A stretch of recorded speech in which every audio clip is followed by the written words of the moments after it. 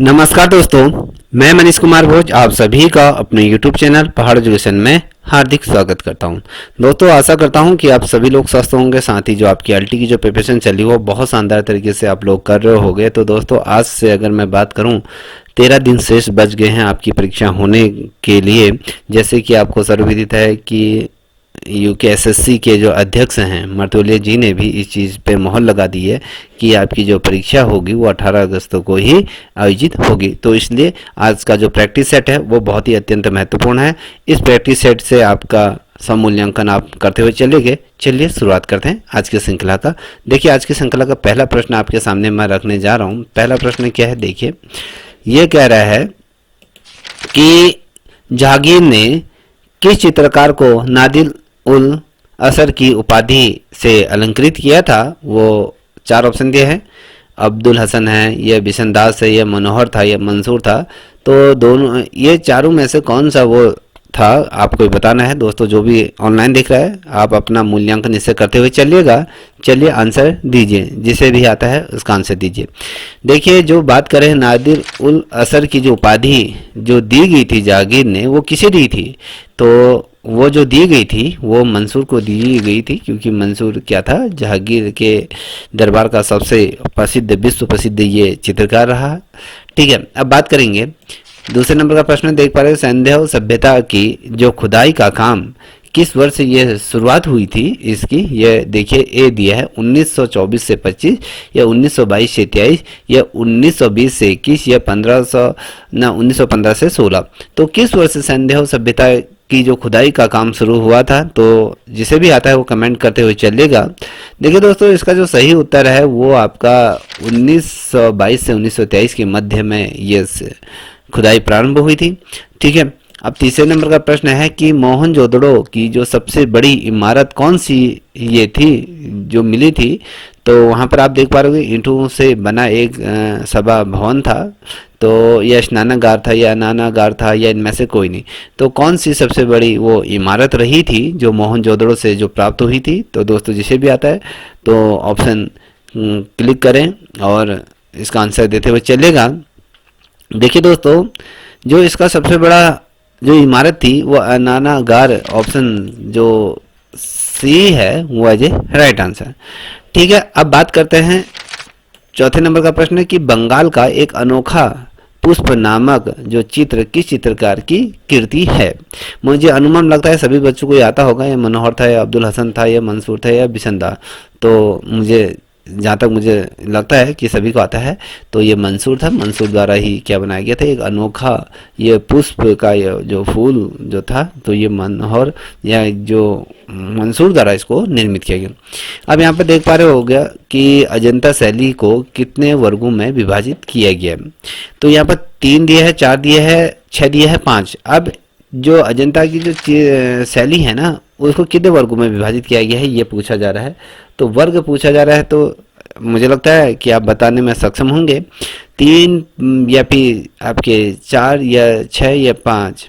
तो दोस्तों, अगर मैं बात बताऊं तो आपको ये 3 वर्गों में इसको किया गया था, विभाजित किया गया था, याद रखिएगा। ठीक है, अब बात करेंगे छठे नंबर का प्रश्न है कि कला शब्द का जो प्रयोग सर्वप्रथम हुआ था, कहाँ पर कला शब्द का प्रयोग हुआ था? रामायण में, ऋग्वेद में, या महाभारत में, या अथर्ववेद में? तो इसका भी आंसर अनुमान सभी को आता होगा। तो दोस्तों, इसका जो राइट आंसर है बी, ऋग्वेद में हुआ था। ठीक है, अब 7वें नंबर का प्रश्न आप देख पा रहे हो कि मंदिर विकास के सेफालाइनी चरण का संबंध किस युग या काल से है? तो ये आपको बताना है। तो नियोलिम्पिक युग है, या लौह युग है, या कांस्य युग है, पाषाण युग है? तो बता सकते हैं कि किस युग में मंदिर विकास जो सेफालाइनी चरण है इसका संबंध किस युग से माना जाता है?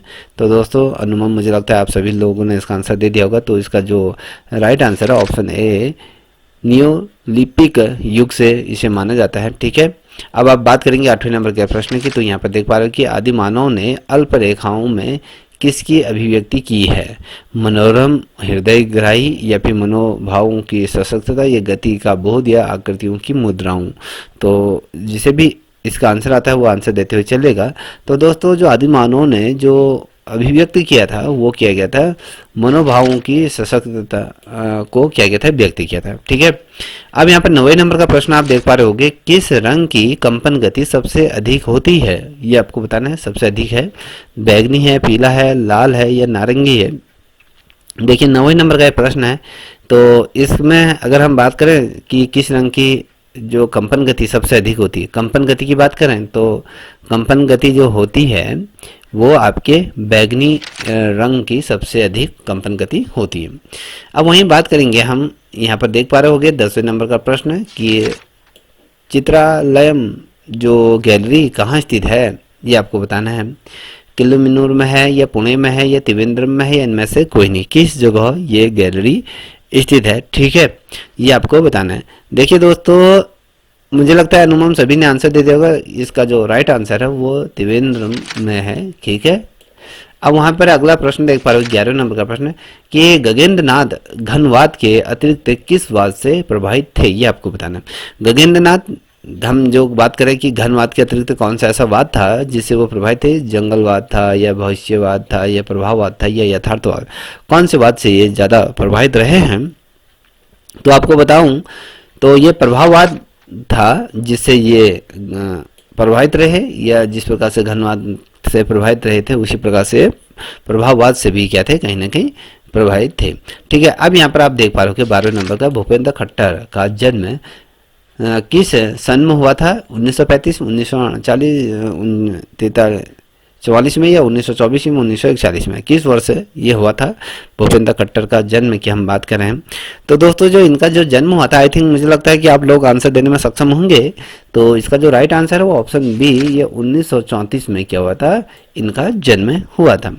अब यहाँ पर 13वें नंबर का प्रश्न आप देख पा रहे होंगे, कछुआ शैली तथा डूंगर शैली को और किस नाम से जाना जाता है, अन्य किस नाम से जाना जाता है। जैसे कछुआ शैली को तथा डूंगर शैली को अन्य किस नाम से जाना जाता है, जैसे गुजरात शैली है, जोधपुर शैली है, जयपुर शैली है या कांगड़ा शैली है। तो बता सकते हैं कि किस शैली से ये है, जिसे भी आता है आंसर देते हुए चलेगा, क्योंकि ये लेके चलेंगे आपका जो पेपर होगा तो उसी प्रकार से क्वेश्चन बनेंगे, तो फटाफट आंसर देते हुए चलेगा। तो इसका जो सही उत्तर है ये आपका क्या है, जयपुर, जो जयपुर शैली है। ठीक है, अब यहाँ पर आप देख पा रहे होंगे कि एलोरा का जो कैलाश मंदिर बनाया था, किसने बनाया था, कौन से सम्राट थे, ये राष्ट्रकूट या पल्लव या सातवाहन या चोल राजाओं ने, कौन से राजाओं ने इसको निर्मित किया था, तो ये बताना है। देखिए दोस्तों, जो एलोरा का जो कैलाश मंदिर था वो आपके राष्ट्रकूट शासकों ने इसको बनाया था। ठीक है, अब 15 नंबर के प्रश्न को आप देख पा रहे हो, सुप्रसिद्ध चित्र जो बनी ठनी आधारित है, किस पर आधारित है, किशनगढ़ शैली पर आधारित है या कांगड़ा शैली पर आधारित है, बूंदी शैली पर है, जयपुर शैली पर। तो अनुमान मुझे लगता है इसका आंसर तो सभी को आता होगा कि किशनगढ़ शैली पर ही ये बनी ठनी है, जिसे हम भारत की मोनालिसा के नाम से भी जानते हैं। ठीक है, अब यहाँ पर देख पा रहे हो, अरस्तु ने कला को कहा था, क्या कहा था, प्रकृति की नकल या सत्य की अनुकृति कहा या अंतः ज्ञान कहा था, भावों की अभिव्यक्ति, तो क्या कहा था अरस्तु द्वारा जो कहा गया था बेसिकली वो आपको बताना है। तो अरस्तु द्वारा सत्य की अनुकृति कहा गया था। देखिए सत्य की अनुकृति किसने कहा था, तो अरस्तु ने कहा था। तो यहाँ पर 17 नंबर का प्रश्न देख पा रहे हो कि नागर शैली गुजरात में क्या कहलाती है। नागर शैली जो है गुजरात में, इसको बेसिकली किस नाम से जाने, लाट शैली या गुजराती शैली या कलिंग शैली या फिर इनमें से कोई नहीं। तो दोस्तों इसको जो कहा जाता है वो लाट शैली के नाम से इसे गुजरात में जाना जाता है। अब यहाँ पर 18 नंबर का प्रश्न आप देखें, मोजाइक कला काल किससे संबंधित है। ठीक है, मोजाइक जो काल है किससे संबंधित, बेंजेंटाइन से आधुनिक है या भारतीय या शास्त्रीय है। तो अनुमान मुझे लगता है कि आप लोगों ने इसका आंसर भी दे दिया होगा, तो इसका ऑप्शन ए बेंजेंटाइन। ठीक है, अब यहाँ पर देखिए, यहाँ पर 19 नंबर का प्रश्न, इलाहाबाद के किले का निर्माण किस मुगल शासक ने करवाया था। इलाहाबाद का जो किला है तो उस किले को जो निर्मित किया गया था वो कौन सा ऐसा सम्राट था, मुगलबान या कहें या मुगल शासक था। ठीक है, ये जहांगीर था या शाहजहाँ था या हुमायूं था या अकबर था। तो दोस्तों बता सकते हैं कि वो कौन सा शासक था। तो इलाहाबाद का जो किले का जो निर्माण किया था वो अकबर ने करवाया था। ठीक है, अब बात करेंगे 20वें नंबर के प्रश्न को आप देख पा रहे होंगे। तो यहाँ पर देख पा रहे होंगे, शाहजहाँ के शासनकाल में निर्मित इमारतों में प्रसिद्ध मयूर सिंहासन किसमें था, ये आपको बताना है। जो ये है ना, जो इमारत है, जो प्रसिद्ध इमारत है मयूर सिंहासन, ठीक है। जो ये चार जो इमारतें हैं, इन इमारतों में से एक इमारत में ये है। तो जामा मस्जिद में, दीवाने खास में है, ये दीवाने आम है, ये रंग महल। तो कहाँ पर ये मयूर सिंहासन स्थापित किया गया है, तो आपको बता दूं, मुझे लगता है सभी ने आंसर दे दिया होगा, तो अपना आंसर मिला लीजिएगा। दीवाने आम में ये प्रसिद्ध मयूर सिंहासन स्थित है, ठीक है। अब यहाँ पे क्वेश्चन नंबर का दे, शेख सलीम चिश्ती की जो दरगाह है वो कहाँ स्थित है, दिल्ली में है या अजमेर में है, फतेहपुर सिकरी में है या आगरा में। तो आई थिंक सभी को इसका आंसर मालूम होगा। जो ये जो दरगाह है शेख सलीम की, तो वो अजमेर में है, ठीक है। अब यहाँ पर आप देखो 22 नंबर का प्रश्न है, ये बौद्ध मत का सबसे प्राचीन स्तूप कौन सा है, बोध गया है या फिर अमरावती है या सांची है या सारनाथ है। तो दोस्तों बताओ, तो सबसे प्राचीन जो स्तूप है वो सारनाथ स्तूप है, ठीक है। अब बात करते हैं यहाँ पर 23 नंबर का प्रश्न है, किस वैज्ञानिक ने वर्ण की उत्पत्ति प्रकाश से बताई है। तो यहाँ पर वेज है या चार्ल्स वेज है या अष्टवाल्ड है या न्यूटन आइजक है या इनमें से कोई नहीं। तो बता सकते हैं कि कौन है उनमें से। तो जिसने कहा था न्यूटन आइजक है, इन्होंने क्या कहा था, जो वर्ण की उत्पत्ति प्रकाश से इन्हें के ही द्वारा बताई गई थी। अब यहाँ पर देख पा रहे कि वर्ण से संबंधित प्रश्न है, शीतल वर्ण कौन सा है, या लाल है, हरा है, पीला है या काला है। तो आई थिंक मुझे लगता है कि इसका आंसर तो अनुमान सभी को आता होगा। तो हरा रंग क्या है, शीतल वर्ण है। देखिए बहुत महत्वपूर्ण है कि मुर्गे की लड़ाई नामक जो चित्र किस कलाकार ने बनाया था, के हैबर था या के एस कुलकर्णी थी या जी कीट था या एम हुसैन था, किसने ये मुर्गे की लड़ाई नामक जो चित्र बनाया था, तो वो कौन ऐसा चित्रकार था। तो दोस्तों वो के हैबर थे, उन्होंने ही मुर्गे की लड़ाई नामक ये चित्र को बनाया था। तो 26वें नंबर का प्रश्न है, तेल रंगों का आविष्कार किसने किया था। तो यहाँ पर आप देख पा रहे होंगे कैरिची बंधु है या वेलनी बंधु है या वान आई बंधु है या इनमें से कोई नहीं। तो आई थिंक सभी को इसका प्रश्न आता होगा। तो option C as a right answer. तो 27वें नंबर का प्रश्न आप फेरिस्को में चित्रण किया जाता है, किसमें किया जाता है, किचिंग निम्न भित्ति पर या फिर सूखी भित्ति पर या गीली भित्ति पर या इन सभी पर। तो फेरिस्को चित्रण जो बेसिकली किया जाता है वो किस भित्ति पर किया जाता है, ठीक है। सभी लोग आंसर दे। देखिए जो किया जाता है ये गीली भित्ति पर किया जाता है, ठीक है। अब यहाँ पर आप देख पा रहे हैं 28वें नंबर का प्रश्न है कि कौन सा तत्व षडंग नहीं है। तो भाव है, प्रमाण है, लावण्य योजना है, संतुलन है, कौन सा नहीं है। तो बता सकते हैं। तो इसका जो राइट आंसर है आप लोगों ने दे दिया होगा। तो इसका राइट आंसर क्या है, संतुलन, ठीक है। अब यहाँ पर 29वें नंबर का प्रश्न आप देख पा रहे होंगे। तो ये क्या करे, कला का उद्गम किस मानवीय भाव का परिचायक है, रचना है, सौंदर्य है, आनंद है या इनमें से कोई नहीं। तो बताओ, जिसे भी आता है आंसर देते हुए चलेगा। तो इस जो परिचायक है वो सौंदर्य का, ठीक है। अब यहाँ पर देख पा रहे होंगे 30वें नंबर का, मानसोलास नामक जो ग्रंथ के जो रचयिता है वो कौन है, बाण भट्ट हैं या जयदेव हैं, बिहारी हैं, सोमेश्वर हैं। तो मुझे लगता है कि सभी को इसका आंसर मालूम होगा। तो ऑप्शन डी सोमेश्वर ये हैं, ठीक है। अब यहाँ पर आप देख पा रहे हो 31वें नंबर का प्रश्न है कि क्या कह रहा है, श्री आर के लक्ष्मण किस रूप में प्रसिद्ध हैं, वास्तुकार है, कार्टूनिस्ट है, उपन्यासकार है या आंतरिक सज्जाकार है। तो आई थिंक मुझे लगता है ये सभी लोग जानते होंगे, क्योंकि आप श्री आर के लक्ष्मण आप इस दुनिया में नहीं रहे। तो बता सकते हैं कि ये क्या है। तो दोस्तों आपको मैं बता दूं ये कार्टूनिस्ट रहे हैं, ठीक है। अब बात करेंगे 32वें नंबर के प्रश्न की बात करेंगे। यहाँ पर देख पा रहे हो कि काली घाट के चित्र क्या कहलाते हैं, दरबारी चित्रण, ये यक्ष चित्रण, ये बौद्ध भिक्षु या फिर पट चित्रकार। तो क्या है, चलिए जिसे भी आता है आंसर देते हुए चलेगा। देखिए दोस्तों इसका जो राइट आंसर है, जो काली घाट के जो चित्रों को पटुआ चित्रकार कहा जाता है, ठीक है, याद रखिएगा, ठीक है। अब यहाँ पर देख पा रहे हो गए 33वें नंबर का प्रश्न है, सांची के स्तूप का निर्माण किस शासक के ने करवाया था, ये बताना है कि शासक ने कराया था, कनिष्क ने, अशोक ने, बिंबिसार ने या पुष्यमित्र है। तो कौन सा वो शासक था जिसने ये स्तूप का निर्माण किया था। तो स्तूप का निर्माण किया था अशोक ने किया था, जिसमें 84,000 के आसपास इन्होंने स्तूप का निर्माण किया था, ठीक है। अब यहाँ पर देख पा रहे हो कि पटना शैली के चित्रों में प्रयोग होने वाला रंग पहले नेपाल से मंगाया जाता था, बाद में ये रंग कहाँ से आने लगा? ठीक है, पहले तो पटना के जितने भी चित्र बनाने लगे थे तो ये पहले नेपाल से मंगाया जाता था, बाद में कहाँ से मंगाया जाता है? जर्मनी से, इंग्लैंड से, या रूस से, या अमेरिका से, कहाँ से मंगाया जा रहा था? चलिए, जिसे भी आता है बताइए दोस्तों। तो दोस्तों आपको मैं बता दूं, जो ये रंग मंगाया जाता था वो इंग्लैंड से मंगाया जाता था। देखिए, कभी क्वेश्चन क्या बनता है कि पटना शैली के चित्रों में प्रयोग होने वाले रंग सर्वप्रथम कहाँ से मंगाए गए थे? तो नेपाल से। ठीक है, ये आपको बताना चाहिए। तो यहाँ पर आप 35वें नंबर का प्रश्न देखो, विनय पिटक नामक जो बौद्ध ग्रंथ है किस भाषा में लिखा गया है, ये आपको बताना है। देखिए, संस्कृत, अंग्रेजी या पाली या चीनी, तो किस भाषा में इसको लिखा गया है? आई थिंक सभी बच्चों को इसका आंसर आता होगा कि ये पाली भाषा में ही लिखा गया है। ठीक है, अब 36वें नंबर का प्रश्न है कि गांधार कला शैली की जो मूर्ति का प्रभाव प्रदर्शित होता है, कहाँ प्रदर्शित होता है? चीनी में, या यूनानी में, या रोम में, या भारतीय में? तो बता सकते हैं कि कहाँ ये हुआ था? तो बेसिकली अगर देखेंगे तो यूनानी शैली में इसको देखने को मिलता है हमें। तो 37वें नंबर का महाबलीपुरम के जो रथ मंदिरों से संबंधित निम्न में से किसका है? तो पल्लव के, राजकोटों का, या चोलों का, या चाकुल्यों का?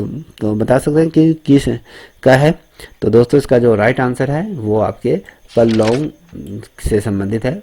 तो अब यहाँ पर 38वें नंबर का प्रश्न देख पा रहोगे, निम्न में से कौन सा हुमायूं चित्रकार था? अब्दुल हसन बिसनदास, या अब्दुल इसमद, या फिर दसवंत? तो कौन था हुमायूं चित्रकार की हम बात कर रहे हैं? तो हुमायूं जो चित्रकार अब्दुल इसमद ये था। ठीक है, ये हुमायूं चित्रकार था। अब यहाँ पर देख पा रहे होंगे कि मेहंदी लोक कला भारत के किस राज्य से संबंधित है? ये आपके बिहार से है, या उत्तर प्रदेश से है, या हरियाणा से है, या कहें फिर आपके राजस्थान से? तो कहाँ मेहंदी लोक कला ये किस राज्य से रिलेटेड है, ये आपको बताना है। तो दोस्तों ये जो है मेहंदी, ये आपके राजस्थान से संबंधित है। ठीक है, अब यहाँ पर देख पा रहे हो कि 40वें नंबर का प्रश्न है, युधिष्ठिर की स्वर्ग यात्रा नामक चित्र किसकी रचना है? तो यहाँ पर रविशंकर रावल है, या नंदलाल बोस है, या एम हुसैन है, अमृता शेरगिल है? तो किसने ये चित्र बनाया युधिष्ठिर की स्वर्ग यात्रा?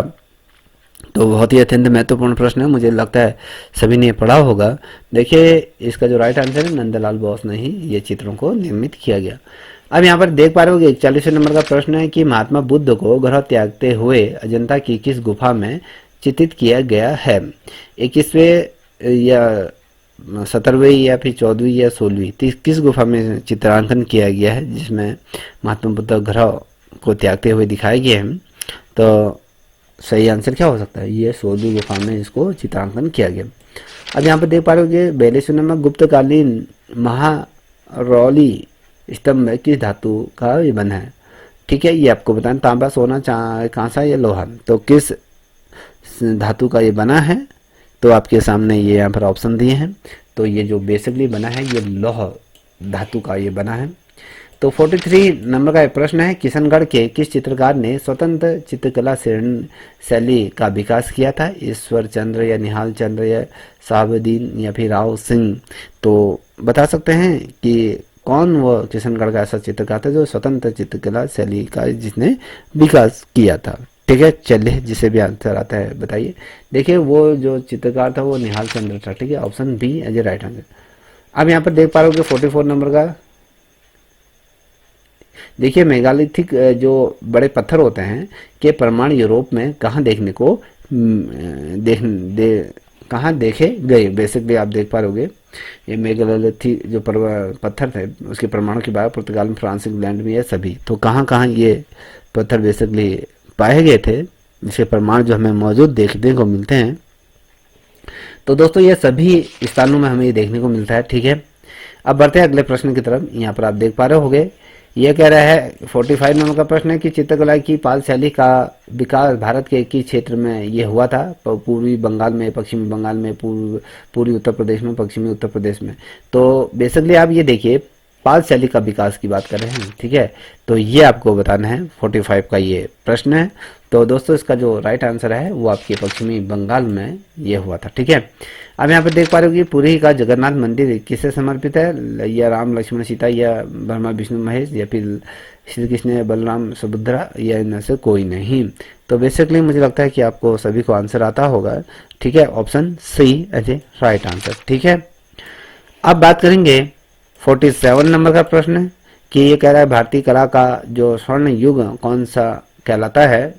तो यहाँ पर 400 से 700 ईसा की शताब्दी पूर्व, या 200 या फिर 400 या 700 से 1000 ईसा शताब्दी पूर्व। ठीक है, ये आपको बताना है। चलिए, जिसे भी आता है आंसर देते हुए चलेगा। देखिए, जो माना जाता है ये 400 से 700 ईसवी शताब्दी, 400 से 7वीं शताब्दी ईसा पूर्व क्या माना जाता है, भारत का जो चित्रकला का स्वर्ण युग माना जाता है। ठीक है, अब अगला प्रश्न आप देख पा रहे होंगे यहाँ पर कि स्तूप किसकी विशेषताएं बताते हैं। यहाँ पर देखिए, चित्रकला की या वास्तुकला की या मूर्तिकला की या इनमें से कोई नहीं। तो दोस्तों, इसमें आपको बताना है। देखिए, जो स्तूप बेसिकली जो बताते हैं, जो उनकी विशेषताओं को उल्लेख करते हैं, वो वास्तुकला की क्या करते हैं, ये विशेषता को उल्लेखित करते हैं। 49 नंबर का प्रश्न है, ये मथुरा की मूर्तिकला पर किसका प्रभाव हमें दिखाई देता है। अजंता शैली का या फिर कंपनी शैली का, गांधार शैली का, इनमें से कोई नहीं। मथुरा में बेसिकली हम बात कर रहे थे, मथुरा की जो मूर्तियां हमें प्राप्त हुई हैं उन मूर्तियों की हम बात कर रहे हैं। तो आई थिंक मुझे लगता है कि सभी को आता होगा कि गांधार शैली में ही शानदार मूर्तियों को निर्मित किया गया था, जिसमें सजीवता, प्रामाणिकता, हाव भाव दर्शाए गए थे। जिसमें मानवीय रूप का जो सर्वप्रथम जो दर्शन देखने को मिला है वो आपके मथुरा शैली में ही हमें देखने को मिलता है। अब यहाँ पर 50वें नंबर का प्रश्न देख पर अजंता शैली को गुप्त शैली के नाम से संबोधित किया था। किसने कहा था, रामकृष्ण दास, परसी ब्राउन या जयशंकर प्रसाद या मैथिली शरण गुप्त ने। किसने कहा था कि अजंता शैली को गुप्त शैली के नाम से संबोधित किया गया था। तो ये जो किया गया था वो परसी ब्राउन ने इसको संबोधित किया था। ठीक है, अब 50वें नंबर का प्रश्न है कि जैन शैली को पश्चिमी भारतीय शैली किस विद्वान का मत है।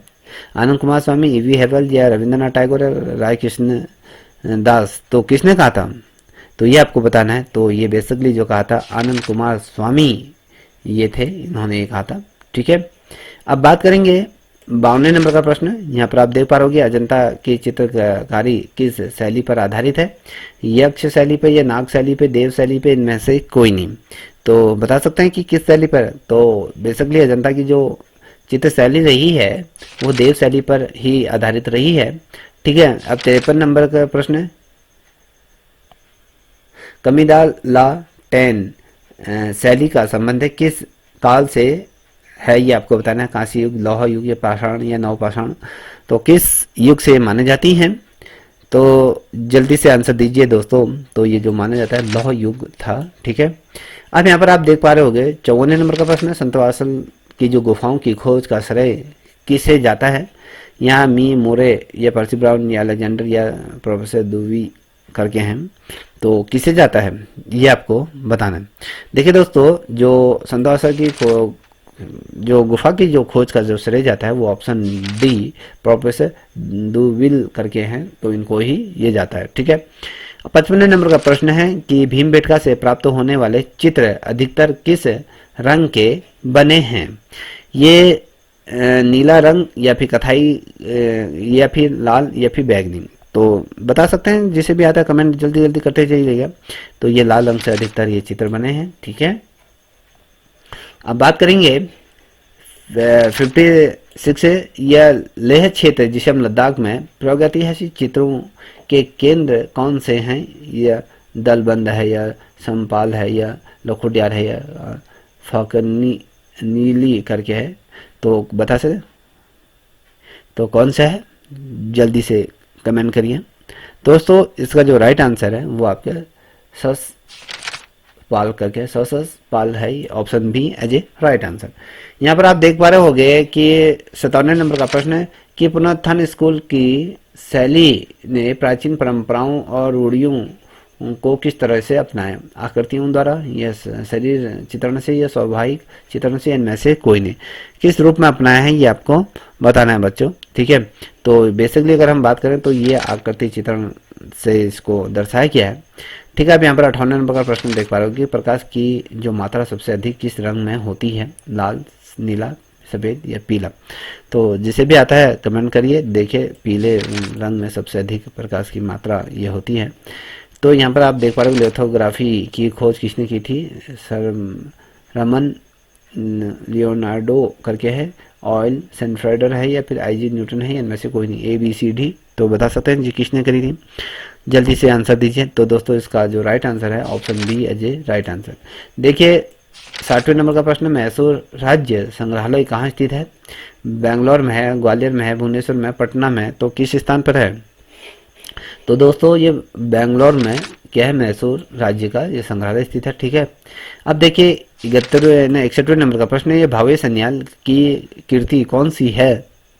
एक कीर्ति इसमें होगी, स्नान या संगीतज्ञ या सुजाता और संताल परिवार है, राधा कृष्ण और बलराम है, उपरोक्त में से कोई नहीं। तो बता सकते हैं दोस्तों कि कौन सा है? तो दोस्तों जो भावे सन्याल हैं तो उनकी जो रचना है, कीर्ति है, वो आपके ऑप्शन है स्नान और संगीतज्ञ। ठीक है, अब यहाँ पर देख पा रहे 62वें नंबर का प्रश्न है, ये ललित कला महाविद्यालय लखनऊ की स्थापना ये कब हुई थी? 1913 में, 1914 में, 1915 में, 1920 में। तो किस वर्ष है ललित कला महाविद्यालय लखनऊ में इसको स्थापित किया गया था? तो दोस्तों जो ये स्थापित किया गया था 1913 में इसको स्थापित किया गया था। ठीक है, 63वें नंबर का प्रश्न है कि अनाज की ओसाई नामक चित्र किसने बनाया था? सतीश गुजराल या कनु देसाई या एस.एन. बेंद्रे या फिर राम किंकर बैच, तो किसने इसको बनाया था बताइए। तो वैसे भी अगर हम बात करें, राम किंकर बैच वह शख्स थे जिन्होंने अनाज की ओसाई नामक चित्र को बनाया था। ठीक है, देखिए 64 नंबर का प्रश्न है कि कंपनी शैली का दूसरा क्या नाम था? भारतीय शैली, बंगाल शैली, पटना शैली या बाजार शैली। तो जिसे भी आता है कमेंट करते हुए चलिएगा। दोस्तों ये जो कहा जाता है पटना शैली को ही कंपनी शैली का दूसरा नाम कहा जाता है। ठीक है, अब यहाँ पर देख पा रहे 65 नंबर का, fine art in India and Ceylon नामक पुस्तक के लेखक कौन है? एडम है या विसेंट है या हीगल है या अरस्तो है, तो कौन है? तो बता सकते हैं, जिसे भी आता है कमेंट करते हुए चलिएगा। तो ये जो हैं ये विसेंट स्मिथ हैं, इन्होंने जो fine art in India and Ceylon नामक पुस्तक को लिखा है।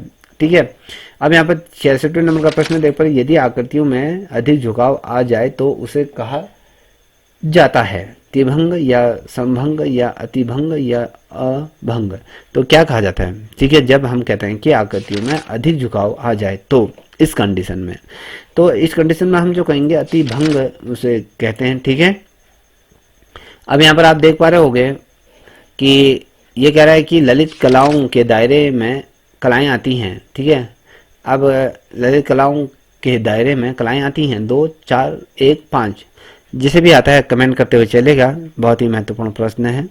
तो ये जो कलाएं आती हैं 5 प्रकार की कलाएं आती हैं। 68 नंबर का धूमिल या श्याम या श्वेत वर्ण सूत्र है, मान का या घन सघनता का या रंगत का है या इनमें से कोई नहीं। तो बताइए दोस्तों, जिसे भी आता है। तो ये जो है सूत्र है वो सघनता का सूत्र है। 69 नंबर का प्रश्न है कि प्रकाश की हरी, लाल तथा बैंगनी मुख्य रंगतों को मिला दिया जाए तो ये परिवर्तित हो जाती है। हरे प्रकाश में या काले प्रकाश में, श्वेत प्रकाश में, नीले प्रकाश में। अच्छा प्रश्न है, इसको थोड़ा नोट करते हुए चलिएगा। तो दोस्तों जो ये है श्वेत प्रकाश में अगर हम प्रकाश की हरी, लाल, बैंगनी मुख्य रंगतों को मिला दें तो ये परिवर्तित हो जाती है श्वेत प्रकाश में। ठीक है, अब यहाँ पर आप देख पा रहे हैं 70 नंबर के प्रश्न है कि अजंता की किस गुफा में पद्म पाणी बौद्ध सत्व का जो चित्र अंकित है, पद्म पाणी बुद्ध का जो चित्र अंकित है, गुफा नंबर 9, 10, 1 या 2, तो किस गुफा में ये चित्र मौजूद है ये आपको बताना है। ठीक है दोस्तों, चलिए जिसे भी आता है आंसर देते हुए चलेगा। दोस्तों जो ये है गुफा नंबर 10 में ये स्थित है। 71 नंबर का प्रश्न आप देख पा रहे होंगे कि जिसमें एक श्रेणी या जाति के रंग विराजमान हो वह कहलाते हैं द्वितीय रंग, समवर्ती रंग या मुख्य वर्ण या सघनता। चलिए जी आंसर देते हुए, तो दोस्तों उसे जो कहा जाता है वो समवर्ती वर्ण उसे कहा जाएगा। अब यहाँ पर देख पा रहे हो कि 72 नंबर का प्रश्न, भीमबेटका गुफाएं कहाँ स्थित हैं? बिहार, हिमाचल प्रदेश या मध्य प्रदेश या उत्तर प्रदेश। तो आई थिंक मुझे लगता है सभी को आता होगा, तो ये मध्य प्रदेश के अंतर्गत आती हैं। तो यहाँ पर आप देख पा रहे होंगे 73 नंबर में से कौन सी पोथी अभ्रंग शैली में चित्रित नहीं है? तो रीत, रहस्य, बाल गोपाल संस्तुति या प्रज्ञा पारमिकता या दुर्गा सप्तशती, तो कौन सा है? ठीक है, बताइए जल्दी से। तो दोस्तों जो अभ्रंग शैली में नहीं आती है तो वो बाल गोपाल संस्तुति है। ठीक है, अब देखिए 74 नंबर का प्रागैतिहासिक काल की जो कला के चित्रों का जो मुख्य आधार क्या हुआ करता था, शिकार के या हिंसक या फिर पेड़ पौधे या प्रकृति वातावरण। तो बताइए जिसे भी आता है। तो दोस्तों जो क्या होता है, शिकार के दृश्य इसमें चित्रांकन किए गए हैं। 75 नंबर का प्रश्न है कि पाल शैली के चित्रों में भवनों की क्या विशेषता रही है। स्तंभ युक्त तो भवन थे या अलंकृत भवन थे या फिर सुसज्जित भवन थे या फिर प्रतीकात्मक भवन। तो किस प्रकार के भवनों को निर्माण किया उस समय जाते हैं, उनकी विशेषताओं के बारे में हम बात कर रहे हैं। तो दोस्तों यहाँ पर जो भवनों की हम जब बात कर रहे हैं तो यहाँ पर क्या था, भवन स्तंभ, जो स्तंभ मुक्त भवन ये उस समय हुआ करते थे। ठीक है। अब यहाँ पर देख पा रहे होंगे सिंधु घाटी सभ्यता तथा संस्कृति काल के चित्र किन वस्तुओं पर मिलते हैं, गुफाओं की दीवारों पर या पीतल के बर्तनों पर या ठप्पों पर या दीवारों पर। तो कहाँ पर ये मिलते हैं, तो ये आपको बताना है। तो दोस्तों ये ठप्पों पर ही दिखाई देते हैं। ठीक है। 7 नंबर का प्रश्न है कि जोगीमारा की गुफाएं एक दूसरे पैनल में किसका चित्रांकन ये किया गया है, घूमते पशुओं का या उड़ते हुए पक्षियों का या वृक्ष के बैठे नीचे आकृतियों का, ये उपरोक्त में से कोई नहीं। तो दोस्तों इसमें जो किया गया है वो वृक्ष के नीचे बैठी हुई जो आकृतियां हैं उसके लिए ये किया गया है। ठीक है। अब बात करेंगे अगले प्रश्न की। यहाँ पर देख पा रहे होंगे 78 नंबर का प्रश्न है कि अजंता के चित्रकारों ने किस परिप्रेक्ष्य को उचित समझा, यह रूपकार या फिर शारीरिक या सामाजिक या आध्यात्मिक। तो दोस्तों जल्दी से कमेंट करिए जिसे भी आता है। तो दोस्तों ये जो है शारीरिक रूप से, जो शारीरिक है अजंता के चित्रों में परिप्रेक्ष्य में देखने को मिलता है। तो 79 नंबर का प्रश्न है कि मेवाड़ शैली का प्रमुख केंद्र था, उदयपुर था या जयपुर था या किशनगढ़ था या नाथद्वार। तो कौन सा था ये आपको बताना है। तो दोस्तों इसका जो राइट आंसर है वो क्या था, उदयपुर था मेवाड़ शैली का प्रमुख केंद्र के रूप में। ठीक है। 80 नंबर का प्रश्न है किस चित्रण शैली के अधीन बनी ठनी चित्रित की गई है, मेवाड़ या जयपुर या कांगड़ा या किशनगढ़। तो आई थिंक सभी को आता होगा कि किशनगढ़ वो है। ठीक है। अब यहाँ पर 82 नंबर का प्रश्न देखो, किस सम्राट के संरक्षण में अब्दुल हसन ने चित्रकार के रूप में कार्य किया था, जहांगीर, बाबर या औरंगजेब या इनमें से कोई नहीं। ठीक है। ये आपको बताना है। ठीक है दोस्तों, चलिए आंसर दीजिए। इसका जो राइट आंसर है वो आपका क्या है, जहांगीर। अब यहाँ पर देख पा रहे हो 83 नंबर का प्रश्न है कि प्रागैतिहासिक शिला चित्रों का विषय क्या था। यहाँ पर आखिर था, पशु पक्षी था या युद्ध था या सभी था। तो इसका जो राइट आंसर है वो आपके उपरोक्त सभी या कहें सभी ये चीज़ें प्रागैतिहासिक शिलाओं के विषय ये रहे हैं। अब यहाँ पर 84 नंबर का प्रश्न है कि राजस्थानी शैली का उदय हुआ था 16वीं शताब्दी में, 15वीं शताब्दी में, 19वीं शताब्दी में, 11वीं शताब्दी में। किस शताब्दी में राजस्थानी शैली का ये उदय माना जाता है ये आपको बताना। देखिए दोस्तों 16वीं शताब्दी में माना जाता है। ठीक है। अब 85 नंबर का प्रश्न है जोगीमारा की गुफा में किन रंगों का प्रयोग हुआ है, नीले, लाल, नीले या सफ़ेद या हरे, लाल, हरे या सफ़ेद या फिर लाल, काले, सफ़ेद या गुलाबी या सफ़ेद। तो कौन से रंगों से उसका प्रयोग किया गया है जोगीमारा गुफा के अंतर्गत, तो ये आपको बताना दोस्तों। जो किया गया है लाल, काले व सफ़ेद रंग का उसमें किया गया है, प्रयोग किया गया।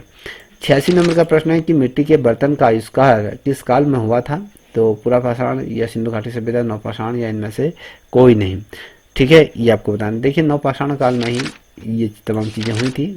अब 87 नंबर का प्रश्न, कांगड़ा शैली का पोषक था क्या था, संरक्षक के रूप में अगर हम कहें, जो राजा संसार चंद्र, ईश्वरी चंद्र, धर्मचंद्र था, रामचंद्र था, कौन था ये आपको बताना है। देखिए दोस्तों वो जो राजा था वो राजा संसार चंद्र था। ठीक है। अब यहाँ पर आप देख पा रहे हो 88 नंबर का प्रश्न कि महाकवि रविंद्रनाथ का जन्म हुआ, ये आपको बताना है 5 जून 1945 है, 2 मई 1981 है, 10 नवंबर 1988 को, 1788 को। तो ये आपको बताना है। ठीक है। ये उपरोक्त में से कोई नहीं। तो ऑप्शन यहाँ पर 4 आपको दिखाई दे रहे होंगे, तो जल्दी से बताइए। तो दोस्तों इसका जो राइट आंसर 2 मई 1881 को महाकवि जो रविंद्रनाथ का ये जन्म हुआ था। ठीक है। चलिए अगले प्रश्न की तरफ बढ़ रहे हैं। तो यहाँ पर देख पा रहे होंगे, तो यहाँ पर देख पा रहे हो 89 में मीनो अरन करके संस्कृति को किस महादेश की सबसे पुरानी संस्कृति के रूप में माना जाता है, एशिया, यूरोप या अफ्रीका या यहाँ पे 2 बार यूरोप दिया हुआ है, तो बता सकते हैं। तो इसका जो राइट आंसर क्या होगा, इसका जो राइट आंसर होगा तो वो ऑप्शन यूरोप। ठीक है। अब 90 नंबर का प्रश्न है कि हड़प्पा संस्कृति किस देश से संबंधित है, म्यांमार, भारत या चीन या फिर जापान। तो ऑब्वियसली आप सभी को इसका आंसर आता होगा, ठीक है। तो ये आपके भारत से रिलेटेड है। तो यहाँ पे 91 नंबर का प्रश्न है, औरत एक दृश्य मुख्य चित्रकार है, किसने इसको बनाया था? औरत का दृश्य रविंद्रनाथ या फिर नंदलाल या अरविंदनाथ या फिर यामिनी राय, किसने बनाया था? ये आपको बताना है। तो दोस्तों जो ये बनाया था ये रविंद्रनाथ जी द्वारा इसको बनाया गया था, ठीक है। अब 92 नंबर का प्रश्न है कि सन 1907 में कनु देसाई का जन्म हुआ था, बंगाल में, पटना में, गुजरात में या पंजाब में, किस स्थान पर यह इनका जन्म हुआ था? तो दोस्तों ये गुजरात में इनका जन्म हुआ था। तो 93 नंबर का प्रश्न, उत्तर प्रदेश में गोबर से दीवारों पर चित्रित की जाती हैं सांची, अल्पना या अल्पना या अल्पना, ये आपना या अल्पना या फिर रंगोली, ठीक है, यहाँ पर दिए हुए हैं। तो बता सकते हैं कि क्या हो सकता है इसका सही आंसर। 93 नंबर का प्रश्न है, तो इसका साझी इसे कहा जाता है, ठीक है। अब यहाँ पर 94 नंबर का प्रश्न देखो, ये लोक कला की दृष्टि से बंगाल के प्रसिद्ध हैं कौन है? पत्ती हैं, फल है, फूल है या पटुए हैं? तो क्या माना जाएगा? जिसे भी आता है आंसर देते हुए चलेगा। तो दोस्तों इसका ऑप्शन पटुए यहाँ के हैं, प्रसिद्ध है। तो यहाँ पर 95 नंबर का प्रश्न आप देख पा रहे हैं, बसौली कला के चित्रों का विषय क्या है? सामाजिक, धार्मिक, आर्थिक या सांस्कृतिक? तो ये आपको बताना है। तो 95 नंबर का एक प्रश्न, तो ये जो बेसिकली रहे हैं धार्मिक रहे हैं। तो यहाँ पर 96 नंबर का प्रश्न है कि भारतीय कसीदा नामक पुस्तक किसने लिखी? कनु देसाई ने, राम कुमार ने, शांति दुबे ने, जगदीश मित्तल ने, किसने लिखी? तो ये आपको बताना है दोस्तों। 96 नंबर का प्रश्न, तो ये जो लिखी गई है तो जगदीश मित्तल द्वारा इसको लिखा गया है। तो अब यहाँ पर देख पा रहे हैं 97 नंबर का प्रश्न है कि राजस्थान में दीपावली के अवसर पर विशेष रूप से तथा रंगों से कार्य होता है, रंगोली का, मांडना का या अल्पना का या सांझी का? जिसे भी आता है आंसर देते हुए चलिएगा, ठीक है। चलिए जैसे भी आता है जल्दी से आंसर दीजिए। तो ये जो बेसिकली होता है मांडना, ये राजस्थान में, ठीक है। अब ये कह रहा है कि 98 नंबर का प्रश्न, यूरोप में कला को कहा जाता है शिल्प या गीत या आर्ट या फिर धातु? तो आई थिंक सभी को आता होगा, आर्ट कहा जाता है, ठीक है। अब यहाँ पर देख पा रहे हो कि 99 नंबर का लंदन में अंतर्राष्ट्रीय कला प्रदर्शनी में कांस्य पदक जीता था, शांति दुबे ने, कुलकर्णी जी ने या डीपी राय ने या फिर अमृता शेटगुल, किसने जीता था? तो दोस्तों ये जो जीता था के कुलकर्णी द्वारा लंदन में अंतर्राष्ट्रीय कला प्रदर्शनी में कांस्य पदक इन्होंने जीता था। तो यहाँ पर आप देख पा रहे हो लोक कलाकार की अगर हम बात करें तो कौन थे? ई.बी. हबल, यामिनी राय या फिर अमृता शेटगुल या नंदलाल बोस, कौन किसे माना जाता है लोक कलाकार के रूप में? तो लोक कलाकार के रूप में यामिनी राय को जाना जाता है, ठीक है। चलिए 101 नंबर का प्रश्न देखते हो, जो मेघदूत का जो बंगाल में अनुवाद किया था किसने किया था? अतीश कुमार हल्दर ने किया था या छिमेन मंदुमन दा थे या फिर नंदलाल या अरविंद नाथ? तो बताइए जिसे भी आता है आंसर दीजिए। तो दोस्तों इसका जो राइट आंसर है वो अतीश कुमार हल्दर। तो 102 नंबर का प्रश्न आप देख पा रहे हैं, रूपावली और शिल्पकला प्रसिद्ध पुस्तक हैं, किसके द्वारा लिखी गई है? सादा चरण या फिर अरविंदनाथ या फिर अतीश कुमार या फिर नंदलाल? तो बता सकते हैं किसके द्वारा लिखी गई है? तो दोस्तों ये नंदलाल द्वारा ही इनके द्वारा लिखी हुई दो पुस्तकें प्रसिद्ध हैं ये, ठीक है। ये 103 नंबर के जातक कथाओं के चित्र मिलते हैं, कहाँ मिलते हैं? यहाँ पर 4 ऑप्शन, सिद्धगिरी, अजंता में, बाग में, एलोरा में। तो जातक कथाएं बुद्ध के जन्म की कथाओं को ही जातक कथाओं के रूप में जाना जाता है, तो ऑप्शन बी। यहाँ पर आप देख पा रहे होंगे 104 नंबर का प्रश्न है कि रविंद्रनाथ ने सर्वप्रथम आधुनिक चित्रकला का प्रथम चित्र जो बनाया था, जो ये सीख कर आए थे, कहाँ से? यूरोप से, जापान से, जर्मनी से या रूस से? तो कहाँ से सीख के आए थे? तो जो ये सीख के आए थे वो आपके कहाँ थे? यूरोप से सीख के आए थे, ठीक है। अब यहाँ पे देख पा रहे होंगे 105 नंबर का प्रश्न है कि शादी ब्याह तथा त्योहार आदि पर रंगोली की रचना होती है गढ़वाल में, गुजरात में या फिर महाराष्ट्र में, बंगाल में या राजस्थान में? तो कहाँ पर होता था ये चीज़ें बताइए जल्दी से। चलिए दोस्तों ये जो बेसिकली होता है महाराष्ट्र में होता है, ठीक है। अब 106 नंबर का प्रश्न, प्राचीन रोमन कला किससे प्रभावित थी? तो ग्रीक्स या इटली या ब्रिटेन या अफ्रीकी देशों से? तो चलिए जिसे भी आता है वो कमेंट करके बताते हुए चलिएगा। दोस्तों ये ग्रीक से क्या थी? ये प्रभावित थी। अब यहाँ 107 नंबर का कि कला भवन किस शहर में स्थित है? यहाँ पर आप 4 ऑप्शन का, कानपुर, वाराणसी या इलाहाबाद या आगरा। तो किस शहर में ये भवन होना चाहिए था ये आपको बताना। देखिए वाराणसी में स्थित है, ठीक है। अब यहाँ पर 108 नंबर का प्रश्न है, 1887 में बाल कला शब्द का प्रयोग बाल कला शब्द का प्रयोग किया गया है? किसने किया था? कोरी कोराडोरिक ने, या फिर हर्बर्ट, या फिर जेम्स, या फिर इन सभी ने? तो बताइए जिसे भी आता है। देखिए जो ऑप्शन ए है ना, कोराडोरिक ने ये बाल कला शब्द का प्रयोग किया था। तो यहाँ पर आप देख पा रहे हैं 109 नंबर का कल्पसूत्र का लिपिकार कौन था? कर्ण सिंह था, या विद्यपाल था, या देवदास गौड़ था, या नागरी दास था? किसने इसको लिखा है? ये आपको लिपिकार के हम बारे में बात कर रहे हैं। तो जो ये बेसिकली किया गया था वो विद्यपाल था। ठीक है, अब यहाँ पर 110 नंबर का प्रश्न आप देख पा रहे होंगे। ये पाल स्कूल पेंटिंग को चित्रों में दृश्य चित्र की ढंग से किया गया है। ये आपको दृश्य प्रधान, अलंकारिक, या प्राकृतिक, या फिर इनमें से कोई नहीं? तो दोस्तों बता सकते हैं। तो इसका जो राइट आंसर है अलंकारिक रूप में ये किया गया।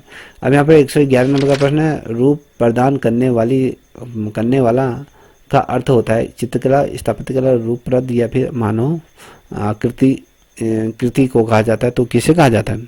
तो ये रूपप्रद को कहा जाता है, जिससे कि रूप दिया जाता है। तो यहाँ पर इस प्रश्न, इस श्रृंखला का अंतिमवा प्रश्न आपके सामने रख रहा हूँ, यहाँ पर देख पा रहे होगे आप।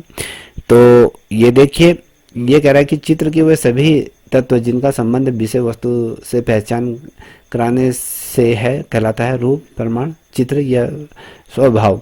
तो दोस्तों इसका सही आंसर देते हुए चलिएगा। तो इसका जो राइट आंसर है वो आपके क्या है?